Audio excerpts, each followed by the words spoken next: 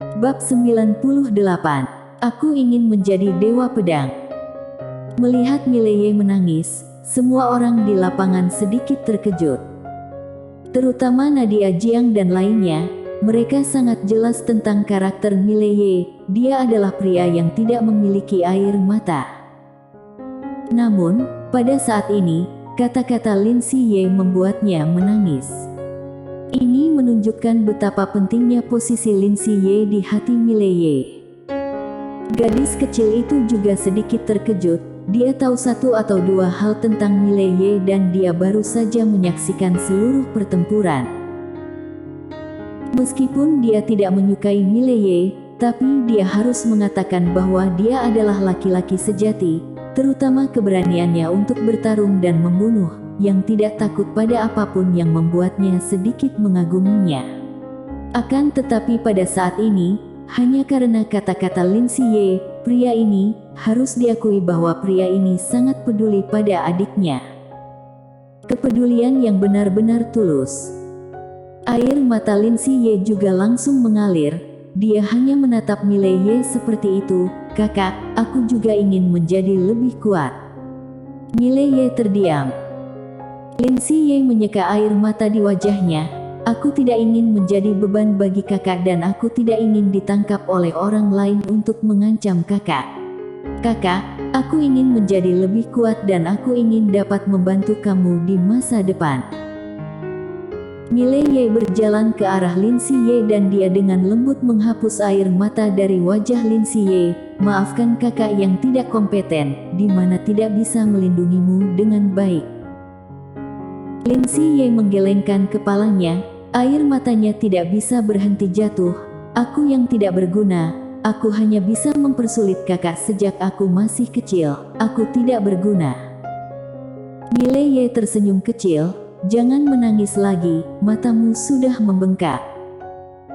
Lin Siye menarik Mileye untuk berjongkok, dia dengan lembut menyeka air mata dari wajah Mileye. "Kak, aku pasti akan menjadi lebih kuat, pasti. Pada saat itu aku akan pastikan untuk melindungimu sebaik kamu melindungiku." Mileye menyeringai dan dia dengan lembut menyeka air mata dari wajah Lin Siye tanpa berbicara. Pada saat ini, gadis kecil di samping tiba-tiba berkata, "Dia memiliki fisik khusus, di mana kalian hanya dapat mempertahankan hidupnya sementara dengan menggunakan api spiritual. Ini bukan solusi jangka panjang sama sekali. Masalahnya ini mungkin bisa terselesaikan jika ikut denganku kembali ke Sekte Han Utara." Mileye menoleh untuk melihat gadis kecil itu dan gadis kecil itu menatap langsung ke arah Mileye. "Kamu tidak mungkin bisa melindunginya seumur hidup.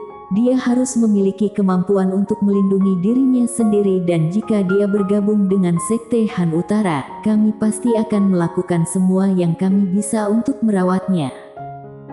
Pada saat ini, Pak Tuaji muncul di samping Mileye.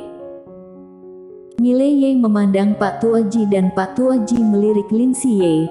Gadis ini memiliki fisik yang istimewa. Jika dia pergi ke Sekte Han Utara, itu akan menjadi rumah terbaik bagi dia. Mileye sedikit menundukkan kepalanya. "Dia tidak pernah jauh dariku." Pak Tuaji menghela nafas pelan dan tidak berkata apa-apa.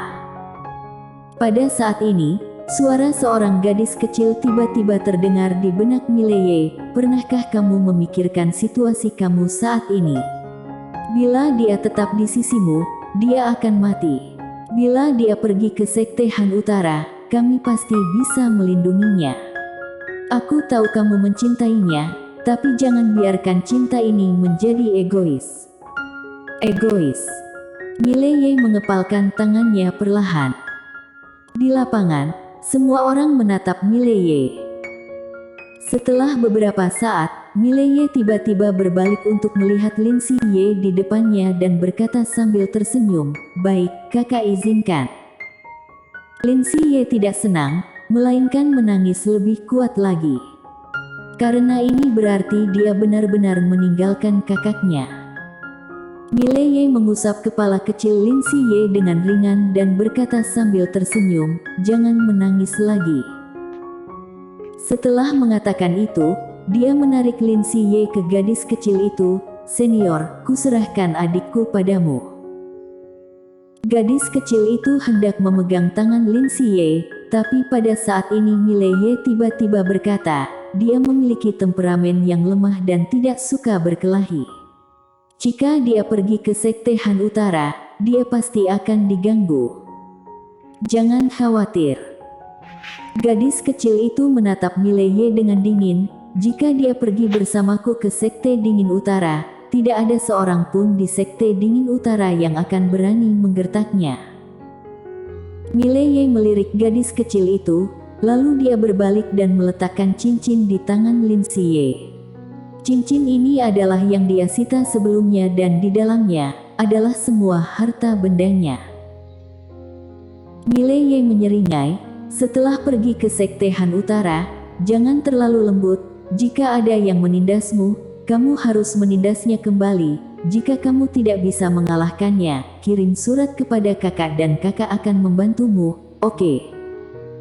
Lin Siye menyeka air mata di wajahnya dan menganggukkan kepalanya, "Oke." Pada saat ini, gadis kecil itu tiba-tiba berkata, "Kamu dapat menyimpan cincin ini untuk dirimu sendiri. Dia tidak perlu membawa apapun dengan pergi ke Sekte Han Utara." Mileye memandang gadis kecil itu, "Aku memberikannya untukku adikku, aku." Gadis kecil itu menyela kata-kata Mileye, "Bisakah kamu memberi sesuatu yang lebih bagus?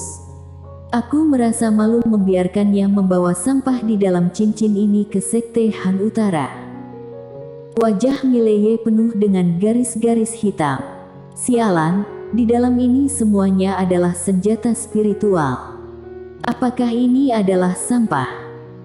Mileye hendak berbicara ketika Pak Tuaji di sampingnya, "Simpanlah untuk dirimu sendiri karena kamu membutuhkan ini sekarang."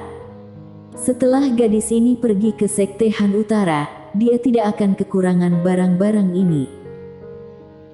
Lin Siye juga mengembalikan cincin ke tangan Mileye. Dia mengeluarkan patung kayu kecil. Dia mengangkat patung kayu kecil di tangannya dan menyeringai pada Mileye, "Dengan ada ini saja sudah cukup." Pria kayu kecil ini 90% mirip dengan Mileye. Mileye masih ingin mengatakan sesuatu yang lain, tetapi gadis kecil di samping tiba-tiba meraih tangan Lin Siye dan hendak pergi. Lalu pada saat ini, Mileye buru-buru berkata, "Di mana Sekte Han Utara berada?" Gadis kecil itu melirik Mileye, jelas dia terlihat tidak ingin membicarakannya. Di samping, Pak Tuaji tiba-tiba berkata, "Jika dia ditempatkan di Sekte Han Utara, dia tidak akan menjadi yang terbaik, tapi setidaknya dia tidak akan lemah. Jika dia menjadi Master Pedang, Kaisar Pedang atau bahkan lebih tinggi, bagi Sekte Han Utara, itu juga menjadi suatu hal yang sangat bagus, kan?" Gadis kecil itu diam. Lin Siye sekarang adalah anggota Sekte Han Utara. Sejujurnya, dia tidak ingin Lin Siye memiliki hubungannya dengan Mileye, tetapi jika Mileye menjadi Master Pedang, Kaisar Pedang atau Dewa Pedang, itu juga bisa menjadi bala bantuan yang kuat untuk Sekte Han Utara. Setelah hening sejenak, gadis kecil itu memandang Mileye di Central Land, tempat yang sangat dingin di utara. Berbicara tentang ini, energi misterinya dikirimkan ke Mileye. "Sekte Han Utara tidak melarang kamu untuk bergaul dengan gadis ini, tetapi itu tergantung pada pencapaian kamu di masa depan.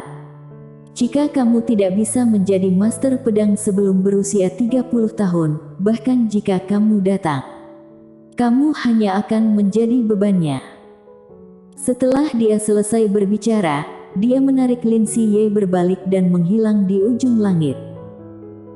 Di bawah, Mileye tertegun dan saat berikutnya, dia berteriak ke langit, "Gadis, tunggu kakak, kakak akan pergi mencarimu, tunggu kakak." Di langit yang jauh, sebuah suara lemah terdengar, "Kakak." Mileye menatap langit untuk waktu yang lama dan akhirnya dia menarik pandangannya, lalu berbaring di tanah. Dia melihat ke langit, tatapannya sedikit kosong. Benekmo yang berada di sampingnya ragu-ragu dan ingin menghiburnya, namun dihentikan oleh Pak Tuaji. Pak Tuaji, biarkan dia berpikir sendiri. Berpikir sendiri. Dalam hidup kita akan menghadapi beberapa rintangan. Rintangan ini benar-benar dapat diatasi selama diri kita berhasil berpemikiran terbuka. Tidak butuh waktu lama bagi Mileye untuk duduk tiba-tiba. Tinjunya terkepal. Aku ingin menjadi master pedang. Tidak, aku ingin menjadi kaisar pedang. Tidak, tidak, aku ingin menjadi dewa pedang. Aku ingin menjadi dewa pedang. Dewa pedang. Jika dia adalah dewa pedang, apakah Akademi Changmu berani menindasnya? Jika dia adalah dewa pedang, apakah adiknya Lin Siye akan ditindas berulang kali? Jika dia adalah dewa pedang, kelemahan adalah sebuah dosa. Jika tidak ada kekuatan, keluarga, persahabatan dan cinta akan sulit dipertahankan. Kenyataan memang begitu kejam dan jika kamu tidak ingin kenyataan itu menjadi kejam, maka kamu hanya bisa menjadi lebih kuat. Hanya ini. Untuk sesaat, Mileye merasa pikirannya sudah tidak kacau lagi. Target.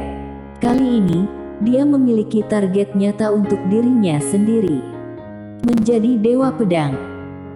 Pada saat ini, pedang keindahan spiritual tiba-tiba bergetar hebat di tubuh Mileye dan segera setelah itu, pedang keindahan spiritual keluar dari tubuh Mileye. Melihat adegan ini, semua orang tercengang. Di atas kepala Mileye, pedang keindahan spiritual bergetar hebat dan pada saat ini, pedang keindahan spiritual membuat semua orang merasa aneh. Aneh sekali.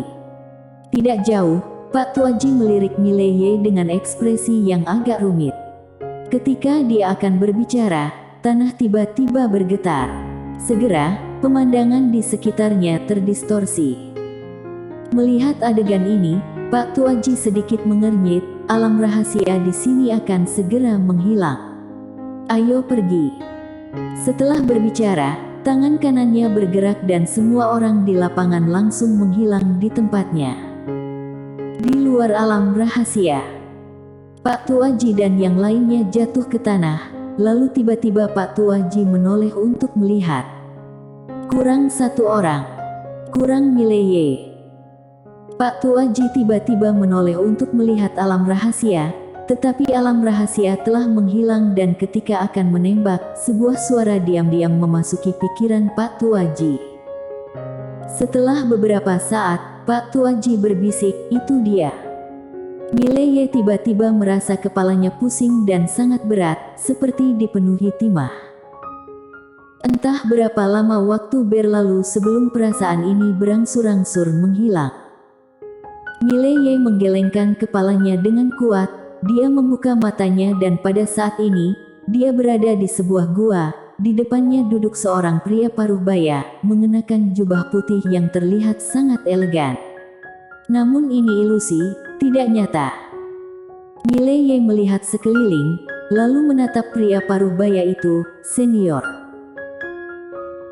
Pria paruh baya itu membuka matanya dan menatap Mileye dan berkata sambil tersenyum, "Seorang ahli ilmu bela diri, yang berada di tingkatan alam tersembunyi, tapi juga berbeda dengan alam tersembunyi pada umumnya. Yang terpenting adalah kamu tidak memiliki pusat energi, tetapi kekuatanmu tidak lemah sama sekali, terutama jiwa pedangmu. Aku pernah melihat beberapa kultivator pedang dan mengetahui beberapa jiwa pedang, tapi aku belum pernah melihat jiwa pedang seperti milikimu ini, yang benar-benar mengejutkanku." Mileye tampak sedikit waspada. Pria paruh baya itu tersenyum dan berkata, "Jangan khawatir, aku tidak memiliki niat buruk terhadapmu, aku hanya penasaran tentang gurumu, apakah kamu dapat memberitahu aku nama tuanmu?" Mileye menggelengkan kepalanya. Pria paruh baya itu sedikit mengangguk, "Tidak apa-apa, jangan dipaksakan." Setelah mengatakan itu, dia melirik Mileye, "Bisa dibilang kamu adalah seni bela diri, tubuh, pedang, di mana 3 kultivasi bergabung menjadi satu. Aku tidak terlalu paham mengenai tubuh dan pedang, tetapi aku tahu sedikit tentang seni bela diri. Jika orang di belakangmu tidak keberatan, aku dapat memberi kamu beberapa saran tentang seni bela diri. Mileye tertegun, lalu dengan cepat berkata, tentu saja aku tidak keberatan, hanya saja, mengapa? Pria paruh baya itu tersenyum dan berkata, jika kerajaan Ning dalam kesulitan suatu hari nanti, tolong bantu aku sebisa kamu. Mileye berkata dengan suara rendah, kamu berasal dari kerajaan Ning. Pria paruh baya itu mengangguk, apakah ada masalah? Mileye mengangguk, tidak ada. Pria paruh baya itu tersenyum kecil, aku akan memberimu sebuah jurus untuk jiwa pertarungan. Begitu suara itu jatuh, dia merentangkan tangan kanannya dan saat berikutnya, sebuah jiwa pertarungan yang mengerikan muncul di telapak tangannya. Pria paruh baya itu menatap Mileye, walaupun kamu punya jiwa pertarungan, tapi tidak kuat, alasannya karena keinginan untuk bertarung di dalam hatimu saja tidak cukup. Lalu karena ini berhubungan dengan pertarungan, maka kamu bisa memikirkan adegan saat pertama kali kamu memahami jiwa pertarunganmu itu. Adegan saat pertama kali memahami jiwa pertarungan. Sebuah adegan muncul di benak Mileye. Di luar kota pembatas dunia, dia berdiri sendiri melawan 3.000 kavaleri. Pada saat itu, dia melupakan hidup dan matinya dan adiknya, melainkan hanya ada satu kata di hati dan pikirannya, yaitu bertarung. Tidak peduli siapa yang dia hadapi atau berapa banyak orang yang ada, dia tetap harus bertarung. Bertarung sampai mati. Pada titik ini, pedang tiba-tiba terbang keluar dari tubuhnya dan saat berikutnya, sebuah alam konsepsi keluar dari pedang keindahan spiritualnya. Pedang keindahan spiritual ini bukan memancarkan jiwa pedang, tapi jiwa pertarungan.